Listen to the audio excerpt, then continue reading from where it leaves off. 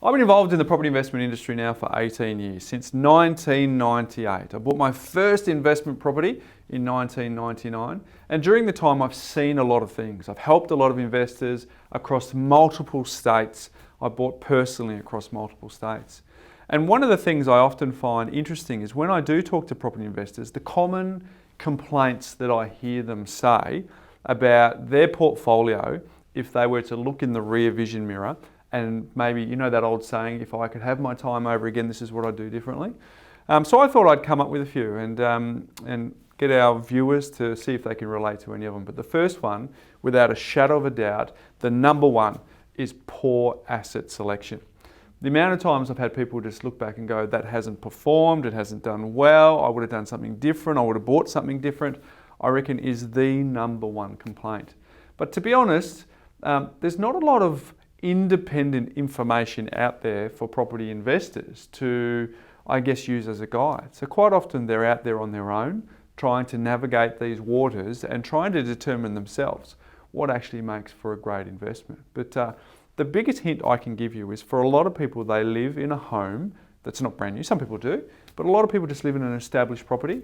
So the question is, why, if the majority of people are living in established properties, wouldn't it make sense that you would invest in an asset class that is owned by the majority of people? Owner-occupiers particularly, but even some of the best investors I know are buying established property. So if the number one complaint is poor asset selection, my number one tip is buy established properties rather than brand new. Because over a long period of time, I've seen that they've had a much better performance than brand new properties.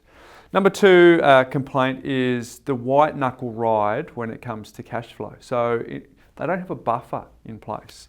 And I think it's really important that people will have a look at their next 6 months worth of costs and have that set aside so that they can sleep at night, but also draw upon if an emergency happens that they haven't really planned for.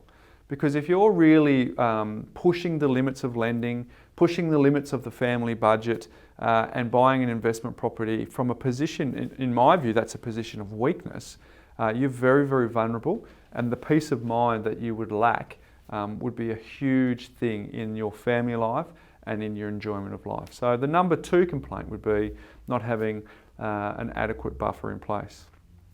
Number three is probably thinking that they're getting mentoring from someone, but it actually ends up being salesmanship.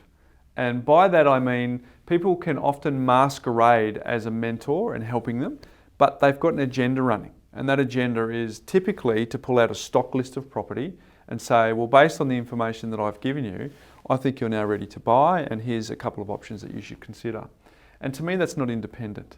And therefore, that mentor is not giving you that independent mentorship that you require, because that's actually just salesmanship.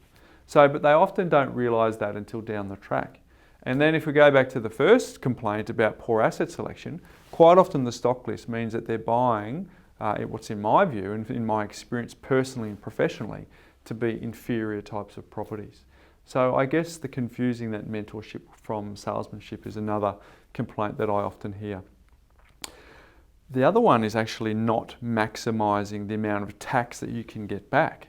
So we all know that if I buy an investment property and I make a paper loss, I can allocate that paper loss against other income and get a tax deduction. But quite often people think that if they just give that information to their accountant, they can maximise the amount of deductions that you can get. And make no mistake, accountants are great. I'm a degree qualified accountant myself, but they're not specialists when it comes to depreciation, and they're not specialists when it comes to your individual property. Versus if you do get a quantity surveyor to visit your property and prepare a schedule, they can get not only all of the fixtures and fittings, but they can work out the building allowance if it's built post 1985, so that you can maximise the amount of depreciation that you get. Because don't forget, it's a non-cash deduction. It's money. It's a deduction that's not coming out of your pocket, but you can put it on your tax return to help get a tax rebate back. So if you're not doing that, you're just letting thousands and thousands of dollars stay within the taxation system rather than helping you support your portfolio. The next common complaint I hear is people feeling like they don't have anyone to talk to, or more importantly, they treat property investing as a solo sport. It's all about them. They we're conditioned by parents that you don't talk about money. If you've got money problems, you keep it in-house. And if you're trying to get ahead, if you think about previous generations, pay cash for everything, don't borrow any money. So it makes sense that people have this solo sport mentality. But even the best people in the world who are tennis players, golfers, they still have coaches and they still have a coaching panel and mentors that they bounce off so that they can get really good at their game.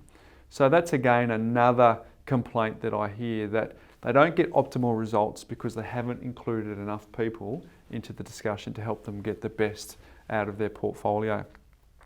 Another complaint I often hear is people who have poor results through managing the property themselves. And I think this is the really, really critical thing that most people should try and avoid, because if you get a good property manager, they are well and truly worth the money that you invest in having them look after the property, because they know the legislation, they know the rules, they know the laws, but equally they don't get too cozy with the tenant, and therefore they're very strict on payment and they're very strict on the way that the tenant can actually use your property. And I always say that the number one expense that you're going to have as a property investor is a vacancy. Now, if you're getting on with your life and you've got kids and you've got a career and you've got social activities, and then all of a sudden you have this issue with a tenant moving out, it's not really your core focus and you have to drop everything and look after it. And if you don't drop everything and look after it, you might have a longer than expected vacancy. So in my view, I think property management is an error. I think you should employ a good property manager, and that's a topic for another day, good versus bad property managers. But if you employ a good property manager, they are well and truly worth the cost of having them involved. And the last one that I'd like to sort of highlight is poor cash flow management. That's a huge complaint. And it's usually where people haven't thought far enough towards the horizon. So if I'm in my early 30s and I've bought an investment property and I'm married, for example, there's probably a fair chance that we're planning on having children. And therefore there's a fair chance that we're going to go down to one income for a period of time before we go back to two incomes. We then have to put in childcare, we have to put in obstetricians, we have to put in future plans for schooling. So if we haven't really thought about these things in advance and we only treat the investment in isolation, that can really lead people to really stumble in terms of their cash flow management. And I think it's not actually that hard. If we work out what the big rocks are in our jar, if we're in our 30s, there's certain things that we're probably going to do in our 30s. We're in our 40s, there's certain things that we're going to do in our 40s and so on. If we actually front foot those and plan for them, chances are we can not panic and sell in a position of weakness. We can actually find ways to trade through those periods so that we can actually still hold the assets and then enjoy the fruits of the portfolio over time. So there's just a few things that I commonly hear. I rub shoulders with property investors all the time. So those 7 things are common complaints that I would hear. So buying the wrong asset, having no buffer in place, confusing mentoring with salesmanship, not maximising the tax deductions from getting a quantity surveyor's report, treating property investment as a solo sport, managing the property themselves, and then of course the last one, having poor cash flow management.